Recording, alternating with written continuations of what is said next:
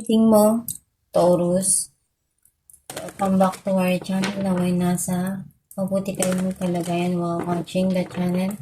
This is a channel reading, kayo nang bahalang magpalit-palit ng situation nyo sa reading ko.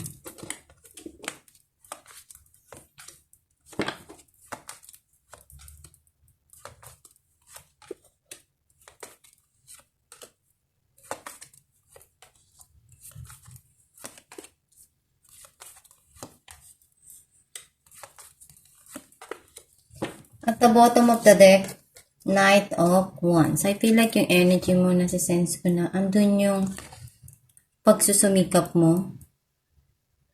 Ginagawa mo lahat ng makakaya mo kasi masaya ka dun sa field or dun sa passion na gusto mo. Alam mo sa sarili mo na nag-i-enjoy ka dun. Ang mensahe ng yung card, may mga bagay dito na ginawa mo yung makakaya mo. Ibinigay mo lahat ng best mo. At hinihintay mo kailan ba maibabalik.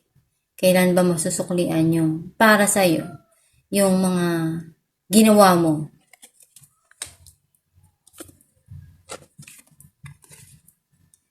Alam mo sa sarili mo yung kakayahan mo.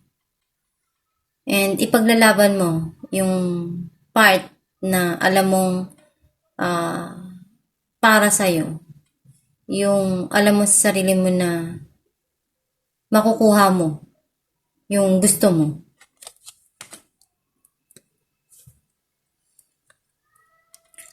Pinag-isipan mo mabuti kung paano mo pa to mapapalago. Iniisip mong mag-invest, iniisip mong gawan ng paraan kung paano mo pa mapapaganda. Pwedeng maibigay lahat ng makakaya mo dun sa financial na yun. Sa pera na yun, kung paano mo pa siya mapapaunlad. Pwedeng sa career. Tinitingnan mong yung mga bagay na hindi mo mapakawalan sa nakaraan mo. Nandun yung nanghihinayang ka dun sa mga nawala sa'yo. Kahit na alam mo naman sa sarili mo na meron dito na meron pa. Pero hindi mo nararamdaman na meron Dahil nga yung attention mo nandoon sa mga bagay na nawala na sa'yo.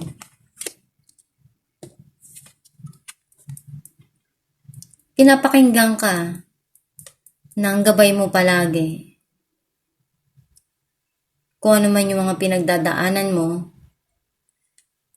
lahat ng mga pagsubok na yan, kailangan talagang dumaan tayo o dumaan ka dun para may lesson kang makuha dun. Mag-mature, mag-grow ka.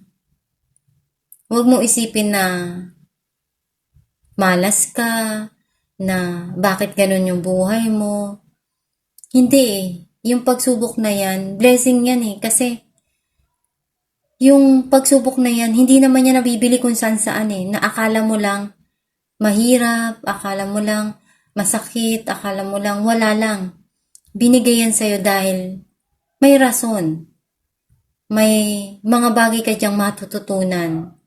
Para yung eskwelahan na may mga learning tayong nakukuha.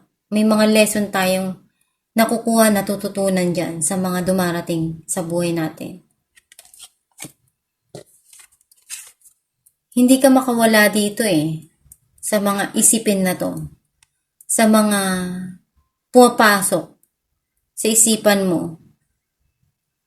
Kasi nga, pinapayagan mo Pag pumasok na yun sa isipan mo, umiikot na lang palagi. Nakatali ka na dun. Ikaw lang din yung paraan para makaalis dyan. Nasa'yo rin. Unti-unti namang nakakaalis ka dun. Kumbaga, nai-remove mo yung sarili mo. Nakikita ko nagiging masaya ka na, naghihil na yung mga nangyari.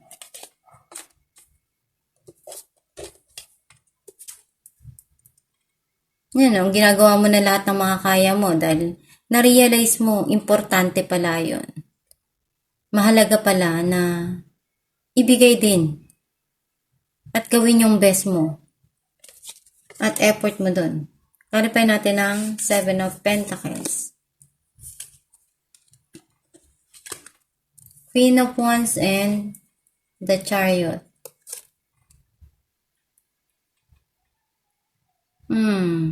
May paparating dito, oh.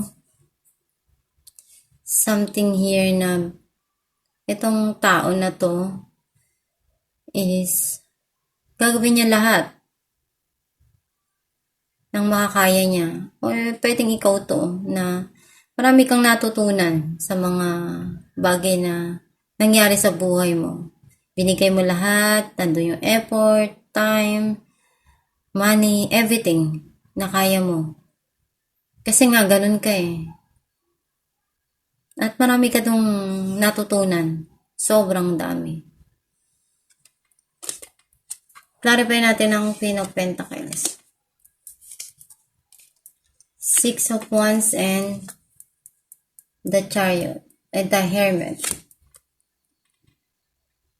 Andun yung success, oh. Hinihintay mo eh. Or something you're happy, nag-iisipan mo, kailan ba darating to?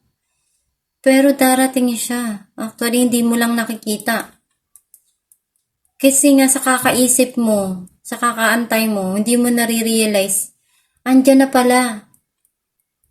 Maaaring something here na nandun ka pa rin nakapokus sa past, pero dumarating na yung blessing eh. Hindi mo nakikita kasi nga yung attention mo, wala dun sa mga dumarating sa'yo. Hindi mo pa rin mapakawalan yung kung ano man yung nangyari sa past. Clarify natin the Hierophant. 9 of Pentacles and 5 of Pentacles. Nakikita ko yung achievement mo.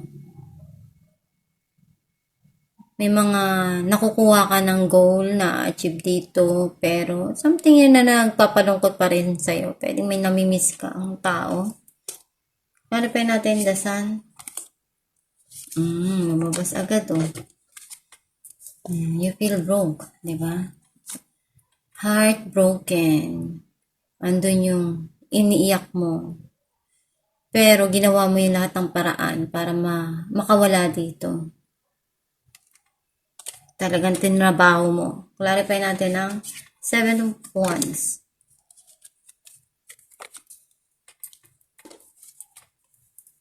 Four of Swords and the World. Nandun eh, oh. Nagkaroon man ng hindi pag-uusap dito. Pero mas gusto mo na lang na magpahinga muna. Mag-isip muna, mag-relax, at mag-manifest, mag-meditate. Clarify natin ang 5 of Cups. 7 of Swords and the Moon. Oh, pwedeng may nangyaring pagsisinungaling, deceit, or something here na cheating. Or pwedeng running away dun sa situation. And you keep it to yourself. Andun yung sinisikreto mo lang yung nararamdaman mo. Clarify natin ang 8 of Swords. The Moon and the Fool. May parating dito na bagong pagdadaanan mo sa buhay. And I think malalagpasan mo yung mga pagsubok na yan. Pero emotional ka lang talaga dun sa mga nangyari sa buhay mo. Clarify natin ang Queen of Wands. 2 of Wands and Page of Cups.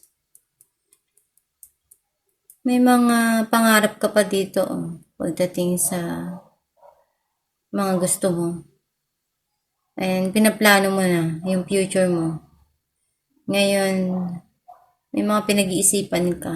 Pwedeng, something yun, nakatingin ka sa malayo. Oh. Pwedeng travel. Or may nasa malayo na hinihintay mo. Alamin natin ang mensahe ng iyong gabay. Fresh air. Kailangan mong mag-relax para mawala yung stress.